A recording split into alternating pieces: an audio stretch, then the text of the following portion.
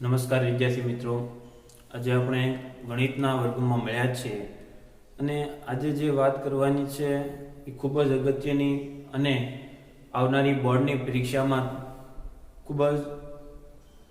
IMP કહી શકાય એવા ટોપિકની વાત કરીશું.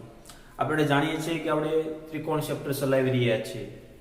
ગયા વર્ગની અંદર આપણે સપાટ XYZ પૂરો કર્યો.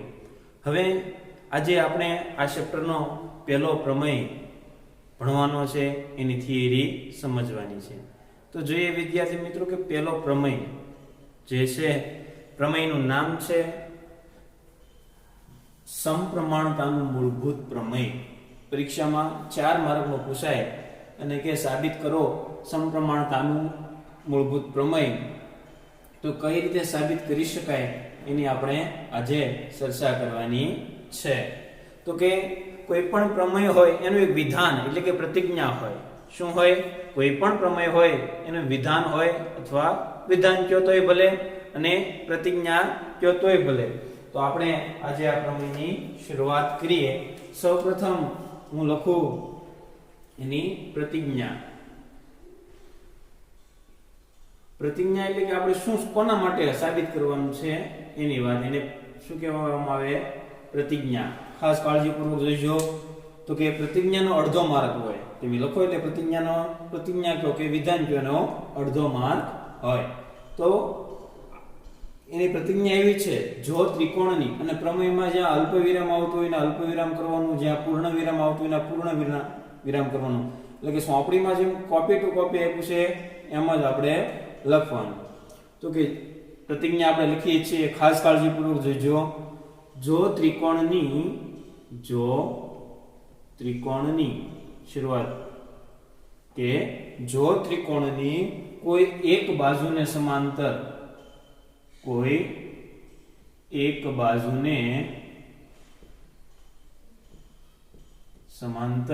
શું કહે છે કે જો કોઈ ત્રિકોણની એક બાજુને સમાંતર દોરેલી રેખા, મોટા ભાગે આપણે કાટકોણ ત્રિકોણ માટે જ વાત કરવાની થાય. જો ત્રિકોણની કોઈ એક બાજુને સમાંતર દોરેલી રેખા બાકીની બે બાજુઓને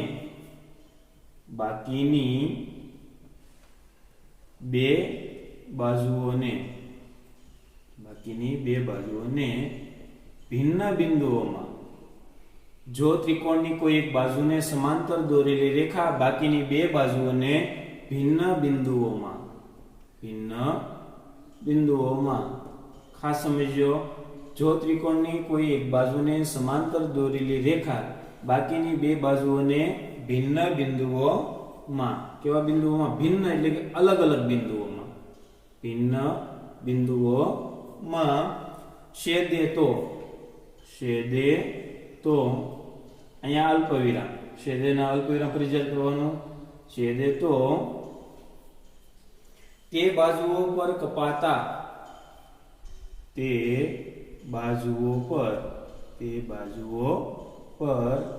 કપાતા આખું વિધાન લખી નાખીએ, પછી સમજીએ. તે બાજુઓ પર કપાતા રેખાખંડો, તે બાજુઓ પર કપાતા રેખાખંડો, તે બાજુઓનું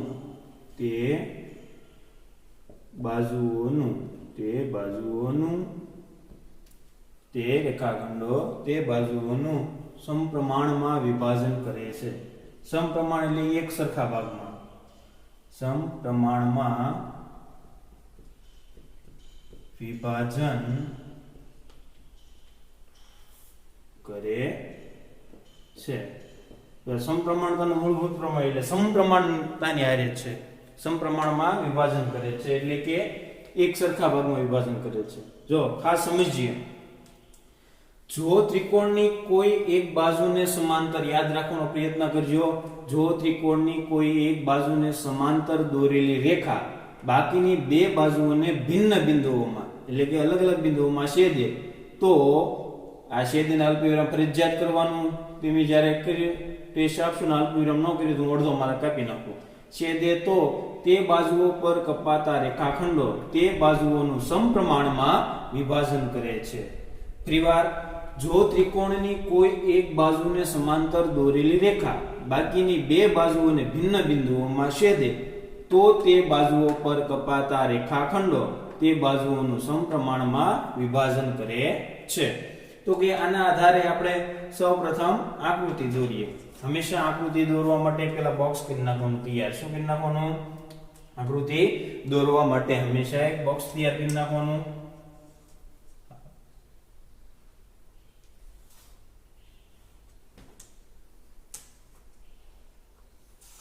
પેન્સિલ વડે તમારે હંમેશા આકૃતિ દોરવાની. આ બોક્સ પણ તમારે પેન્સિલ થી જ તૈયાર કરવાનું.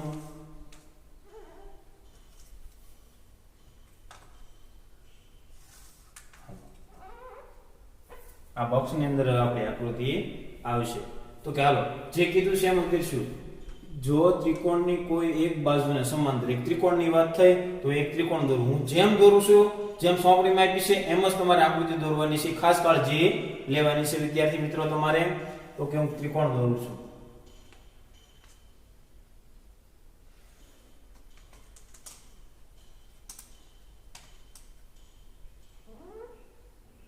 હું જેમ ત્રિકોણ દોરું છું એમ જ તમારે પેન્સિલથી ત્રિકોણ દોરવાનો છે.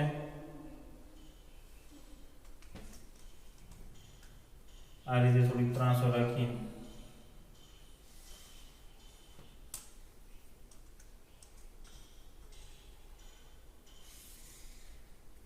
હાલો શું કીધું છું?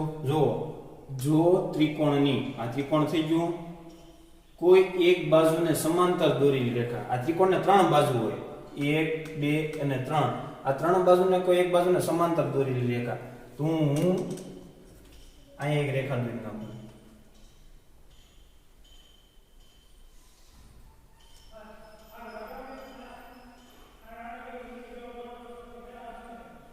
જો આ બાજુને સમાંતર બાજુ દોરી. સમાંતર એટલે કે ક્યારે બે રેખાઓ એકબીજાને ક્યારે છેદવાની નથી, એને શું કહેવામાં આવે? સમાંતર કહેવાય. હવે જુઓ તો કે આ બાજુને સમાંતર મેં દોરીને આમાં એમ જ કીધું, જો ત્રિકોણની કોઈ એક બાજુને સમાંતર દોરેલી રેખા, મેં એક રેખા દોરી નથી, આ બાજુને સમાંતર દોરેલી રેખા દોરી. બરોબર? હાલો એ ત્રિકોણને હું નામ આપી દઉં છું. ખાસ કાળજીપૂર્વક જોઈજો. A B અને C. હાલો જો ત્રિકોણની કોઈ એક બાજુને સમાંતર દોરેલી રેખા બાકીની બે બાજુઓને ભિન્ન બિંદુઓમાં છેદે. આ બાજુને સમાંતર દોરેલી રેખા તો આ બે બાજુ વચ્ચે બે ભિન્ન બિંદુઓમાં છેદે છે, તો એના નામ આપી દો. કયા ભિન્ન બિંદુઓમાં? તો કે અહીંયા D એ છેદે છે અને E બિંદુએ છેદે છે. સમજાણું વિદ્યાર્થી મિત્રો? આ એની આકૃતિ છે કે જો ત્રિકોણની કોઈ એક બાજુને સમાંતર દોરેલી રેખા બાકીની બે બાજુઓને ભિન્ન બિંદુઓમાં છેદે, બરોબર, તો તે બાજુઓ પર કપાતા રેખાખંડો. તો આ બાજુ પર કપાતો રેખાખંડ કયો? એક આ અને આ બાજુઓ પર કપાતા રેખાખંડો તે બાજુઓનું સમપ્રમાણમાં વિભાજન કરે છે. તો કે સમપ્રમાણમાં એટલે શું? તો કે AD ના છેદમાં DB બરાબર AE ના છેદમાં EC. એમ સમજાણું? વિભાજન કરે છે. તો ચાલો આ આપણે આના આધારે જે આપણે પ્રમેય આપ્યો હતો એના આધારે આપણે ચર્ચા આખી કરી. હવે પ્રતિજ્ઞા બેઠી લખી નાખવાની. બરોબર? તમને એમ પૂછે સમપ્રમાણતાનું મૂળભૂત પ્રમેય સાબિત કરો, તો તમારે અહીંથી શરૂ કરી દેવાનો. અથવા હંમેશા પ્રતિજ્ઞાના આધારે પ્રમેય પૂછે એમ કે જો ત્રિકોણની કોઈ એક બાજુને સમાંતર દોરેલી રેખા બાકીની બે બાજુઓને ભિન્ન બિંદુઓમાં છેદે તો તે બાજુઓ પર કપાતા રેખાખંડો તે બાજુઓનું સમપ્રમાણમાં વિભાજન કરે છે તેમ સાબિત કરો. તો પ્રતિજ્ઞા આપી દે પહેલા, તો સીધું પ્રતિજ્ઞા લખીને સાબિત કરવાનું. હવે હંમેશા પ્રતિજ્ઞા પછી પ્રમેયમાં આવશે પક્ષ. શું આવશે? પક્ષ એટલે કે એની રકમ. તમારા પાઠ્યપુસ્તકમાં નથી પણ આપણે એમાંથી બનાવવી પડે. તો એનો પક્ષ શું થાય એ આપણે જોઈએ. તો કે આપણે કયો ત્રિકોણ લીધો છે? ત્રિકોણ ABC. તો આપણે લખશું ત્રિકોણ ABC. જે ત્રિકોણ લીધો છે લખો ABC. તો કે ત્રિકોણ ABC ની બાજુ, કઈ બાજુ આપણે લીધી છે? તો કે BC ને સમાંતર બાજુ B લીધી છે. ત્રિકોણ ABC ની બાજુ BC, ત્રિકોણ ABC ની બાજુ BC ને સમાંતર રેખા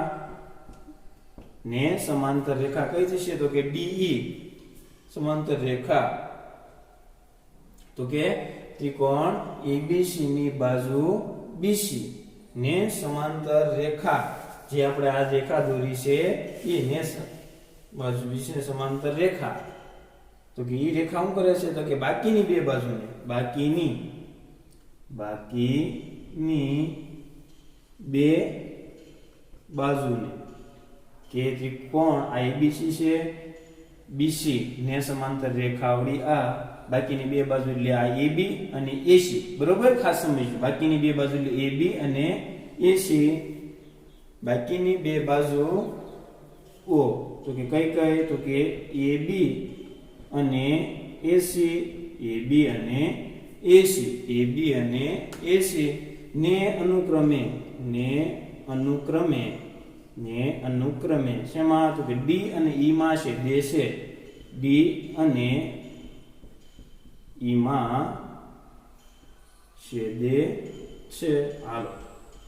એટલું થઈ ગયું ભાઈ તો કે આ પક્ષ થઈ ગયું જો પ્રમેયમાં માર્કિંગ શેનું હોય પ્રતિજ્ઞાનો અડધો માર્ક આ આકૃતિ દોરો હજી આકૃતિ આપણે પૂરી કરવાની છે આકૃતિનો અડધો માર્ક પક્ષનો અડધો માર્ક પક્ષ પછી તો કે આપણે શું સાબિત કરવાનું છે ઈ પક્ષ સાધ્યમાં આવશે હવે શું આવશે અહીંયા આવશે ઈ સાધ્ય જે આપણે સાબિત કરવાનું છે એ શેમાં આવશે સાધ્યમાં આવશે તો કે શું સાબિત કરવાનું છે આપણે જોઈએ તો કે આપણે સાબિત શું કરવાનું છે કે રેખાખંડો બાકીની બે બાજુના સમપ્રમાણમાં તો કે AD ના છેદમાં DB શું સાબિત કરવાનું છે AD ના છેદમાં DB બરાબર AD ના છેદમાં DB બરાબર AE ના છેદમાં EC AE ના છેદમાં EC આપણે આ સાબિત કરવાનું છે જો ખાસ એટલું સમજીએ કે પ્રતિજ્ઞાનો અડધો માર્ક આકૃતિનો અડધો માર્ક પક્ષનો અડધો માર્ક અને સાધ્યનો અડધો માર્ક એટલું તમે લખો તો તમને 4 માંથી 2 માર્ક મળી જાય 2 માર્ક હવે સાબિતીના ખાસ સમજી લઈએ હંમેશા આપણે શું ભણી રહ્યા છીએ સમપ્રમાણતાનું મૂળભૂત પ્રમેય મોસ્ટ આઈએમપી છે પરીક્ષાની દૃષ્ટિએ તો કે પ્રતિજ્ઞા જો ત્રિકોણની કોઈ એક બાજુને સમાંતર દોરેલી રેખા બાકીની બે બાજુઓને ભિન્ન બિંદુઓમાં છેદે તો તે બાજુઓ પર કપાતા રેખાખંડો તે બાજુનું સમપ્રમાણમાં વિભાજન કરે છે પક્ષ આપણે આકૃતિ દોરી કે ત્રિકોણ ABC ની બાજુ BC ને સમાંતર કાંઈ ગોખવાનું નથી આકૃતિ ઉપરથી જ આખું સમજવાનું છે સમાંતર રેખા બાકીની બે બાજુઓ તો કે AB અને AC ને અનુક્રમે શેમાં D અને E માં છેદે છે શું સાબિત સમપ્રમાણમાં સાબિત કરવાનું છે તો AD ના છેદમાં DB બરાબર AE ના છેદમાં EC આપણે સાબિત કરવાનું છે હવે સાબિતી એની તો આપણે હવે સમજશું સાબિતી હાલો અહીંયા ગયા તો કે સાબિતી ચાલો તો હવે હું આકૃતિ પૂરી કરું છું શું કરું છું હું આકૃતિ પૂરી કરું છું ખાસ જોજો હું ભેદ દોરી નાખું આકૃતિમાં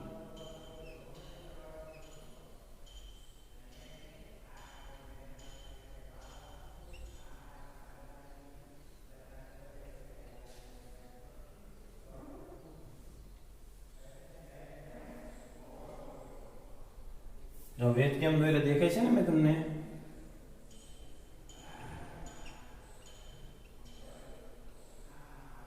હા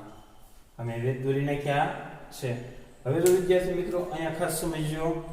એને બધાનું નામ આપી દો તો કે બેને નામ આપવાનું બાકી રહ્યા અહીંયા આ ને એમ નામ આપું છું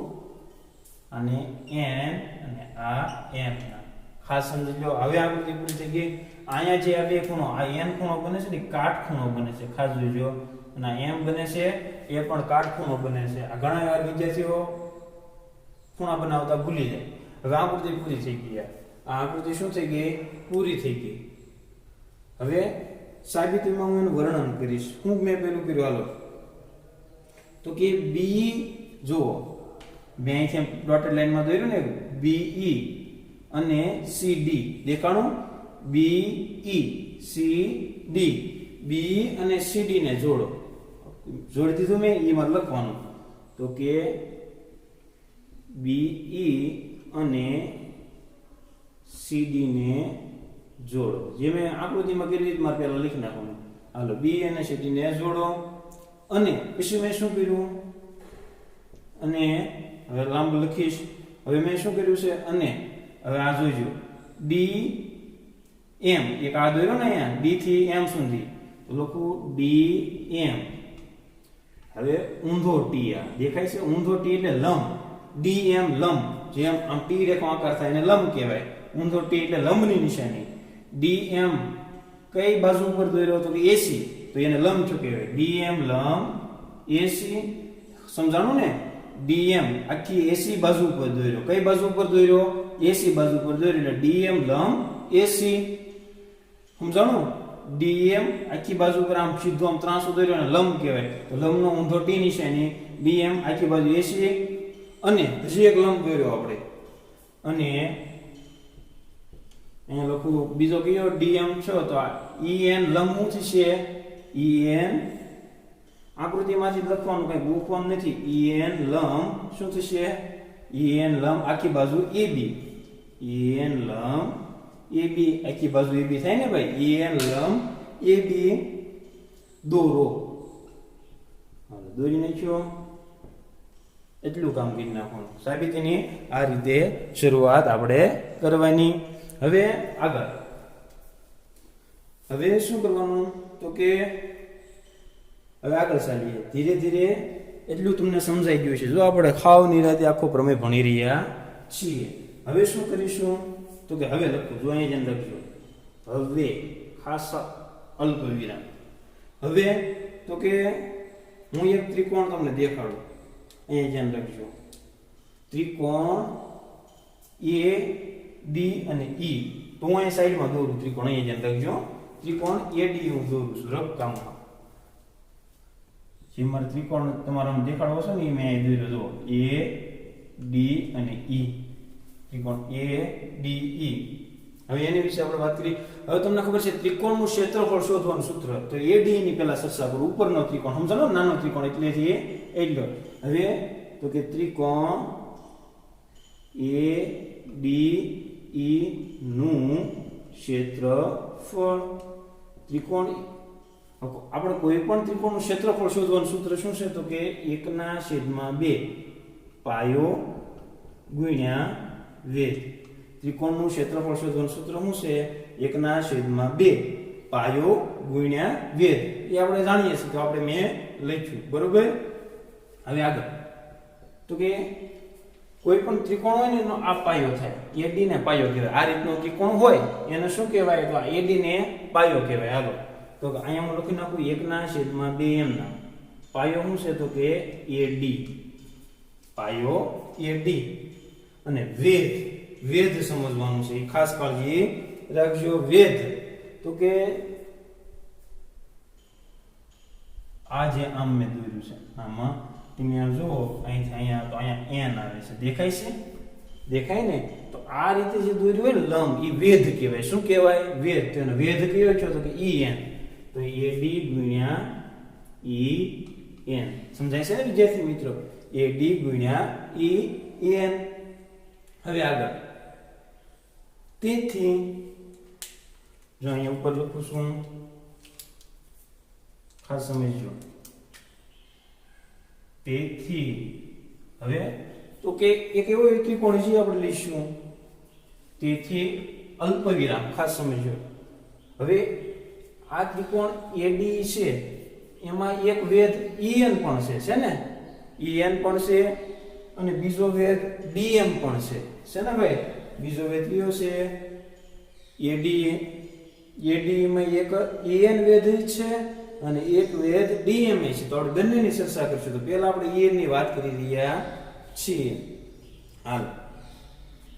હવે કોઈ પણ ત્રિકોણનું ક્ષેત્રફળ હોય ને અને આમ ત્રિકોણ એડી નું ક્ષેત્રફળ એમાં લખી શકાય ટૂંકમાં આ રીતે લખી શકાય એવું લખું છું તેથી એડી ખાલી એડી લખ્યું હોય નહીં આગળ ત્રિકોણ નહીં પાછળ ક્ષેત્રફળ એવું ન લખ્યું ખાલી એડી લખ્યું એટલે શું સમજવાનું ત્રણ છે ને એડી એટલે ત્રિકોણ હોય અને ક્ષેત્રફળ તો એડી બરાબર આપણે શું મળ્યું 1/2 એ હું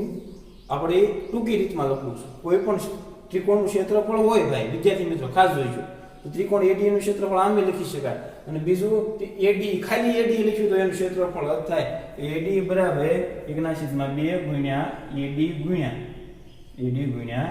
en હાલો મેં ટૂંકી રીતે લખી નાખ્યું હવે શું કરીશું તો કે બીજો ત્રિકોણ લઈએ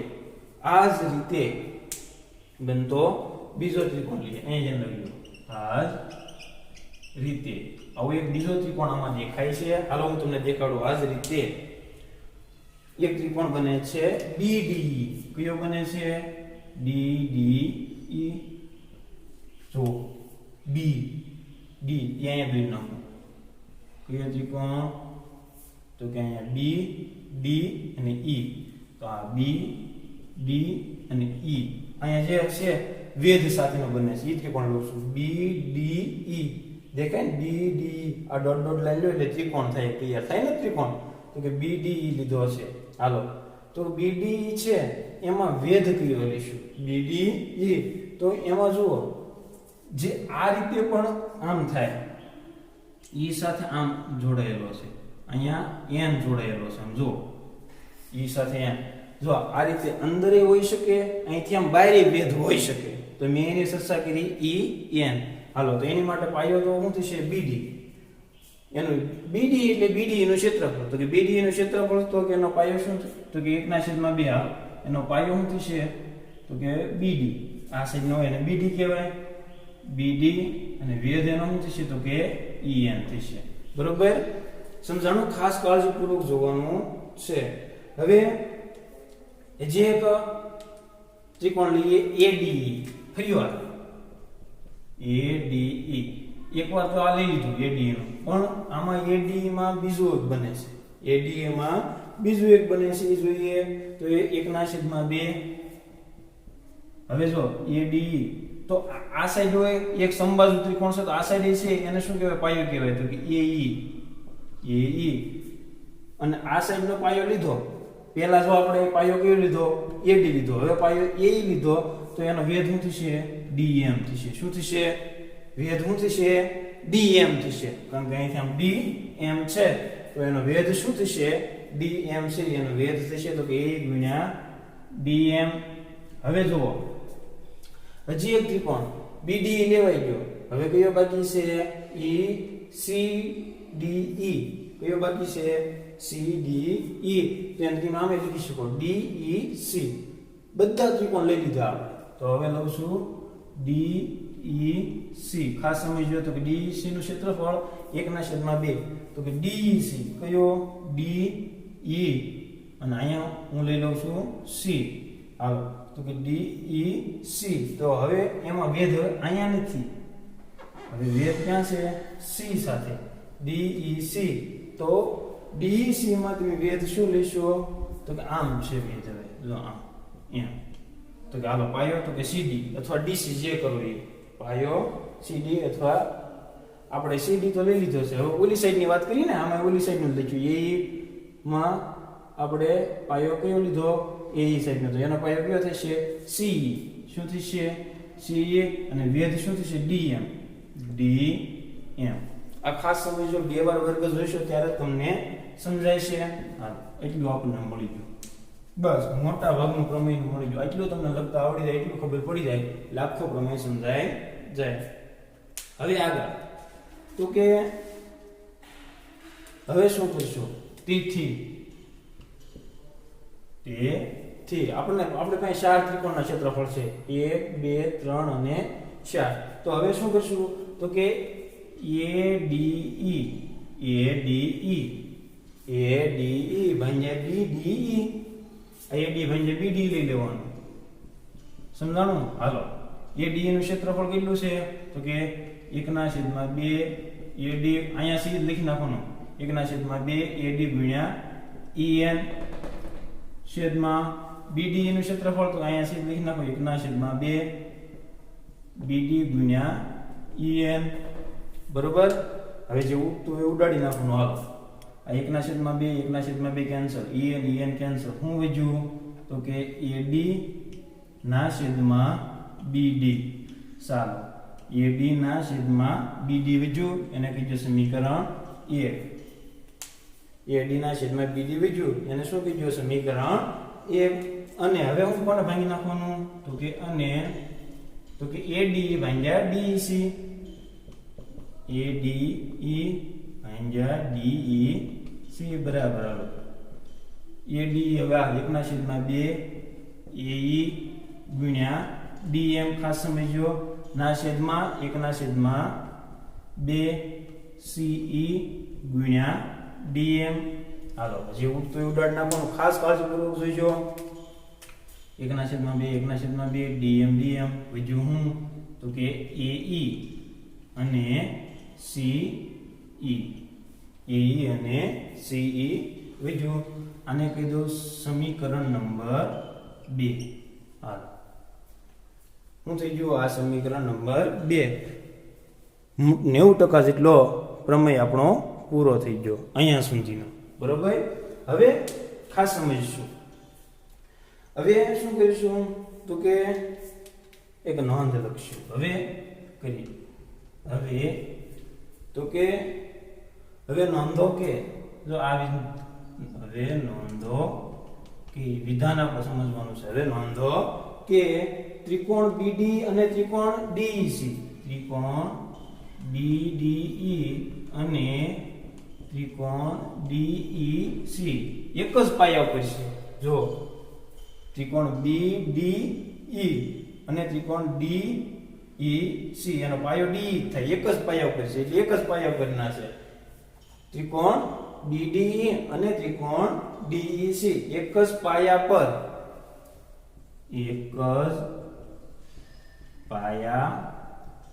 કયો પાયો તો કે D એક જ પાયા પર D પર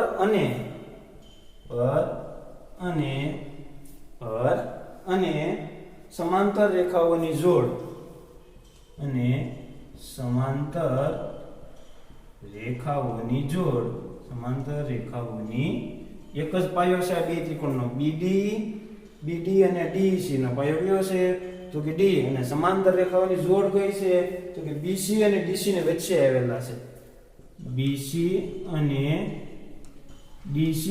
એટલે કે આ BC અને DC ની વચ્ચેથી બે ત્રિકોણો રચાણા એમ BC ની વચ્ચે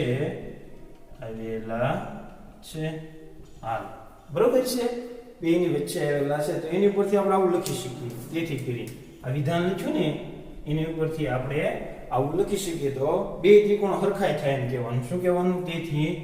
બે એક જ હરખા છે ને એક જ પાયો છે એટલે બે ત્રિકોણ હરખા છે બે ત્રિકોણના ક્ષેત્રફળ કેવા છે સરખા તેથી BD બરાબર DEC આ જે મળ્યું એને સમીકરણ નંબર 3 કહી દો શું કહી દો BD આપણે બે હરખું કીધું તો હવે શું તેથી આગળ તેથી ત્રણ સમીકરણો મળ્યા આપણને સમીકરણ 1 2 અને 3 પરથી સમીકરણ 1 અને 2 3 પરથી આપણે કહી શકીએ તો આ બે હરખું થાય કારણ કે બેના છેદના ક્ષેત્રફળ હરખા થયા તો અંશના પણ હરખા થવા જોઈએ તેથી હવે હું અહીંયા લખું છું જો ખાસ સમજો અહીંયા લખું છું તો સાબિત થાય AD ના છેદમાં BD બરાબર AE ના છેદમાં CE આ જે આપણે સાબિત કરવાનું હતું એ થઈ ગયું AD ના છેદમાં DB BD જો કે DB જો બરોબર BD જો કે DB જો બે હરખું છે બરોબર DB જો કે BD જો બરોબર BD જો કે DB અહીં આપણે શું લખેલું છે જો તો BD કીધું કે DB બે એક જ કહેવાય તમે સોંપણી છે એમ પ્રમાણે લખવું હોય તો અહીંયા તમે DB કરી નાખો અહીંયા પણ શું થઈ જશે DB થઈ જશે અહીંયા પણ શું થઈ જશે DB થઈ જશે તો અહીંયા પણ શું કરી નાખવાનું DB લો સાબિત થઈ ગયું થોડો મોટો વર્ગ થશે પણ ખાસ સમજી લેવાનું વિદ્યાર્થી મિત્રો આખો હવે શું કરવાનું આ રીતે સોંપણીમાં તમારે લખેલું છે ને 104 પાના પર પ્રમેય શરૂ થાય તો આ પ્રમેય લખી નાખવાનો છે પાકી નોટમાં પણ પ્રમેય એક કરીને તત્સમ પ્રમાણતાનો મૂળભૂત પ્રમેય કરીને આખો લખી નાખવાનો છે તમારે આવડો આ પ્રમેય પાકી નોટમાં પણ તો કે આ રીતે અત્યારે સ્ટોપ કરીને વર્ગ આ રીતે આખો લખી નાખવાનો પ્રતિજ્ઞા પક્ષ સાધ્ય સાબિતી અને વર્ગ ઓછામાં ઓછો 2 વાર જોઈ લેવાનો અને પછી 10 થી 15 20 વાર લખીને પાકો કરી નાખવાનો, તો જ તમને સમજાય છે. મોસ્ટ ટાઈમ છે, બરોબર. એટલે ખાસ વ્યવસ્થિત રીતે સમજી લેવાનો છે આખો પ્રમેય. અને આમાં જેમ બોર્ડમાં લખ્યું છે A to Z એમ નામ પાકો કરી નાખવાનું છે. આકૃતિથી માંડીને બધું વ્યવસ્થિત વર્ગ જોઈ લેવાનો છે અને આખું પાકું કરી નાખવાનું છે. અને તો જ તમને બોર્ડમાં તમે વ્યવસ્થિત રીતે લખી શકશો. એટલા માટે આ સમપ્રમાણતાનું મૂળભૂત પ્રમેય વ્યવસ્થિત રીતે પાકું કરી નાખવાનું છે. તમારે ખાસ એ કાળજી લેજો. હવે મળીશું આપણે આવતા વર્ગની અંદર.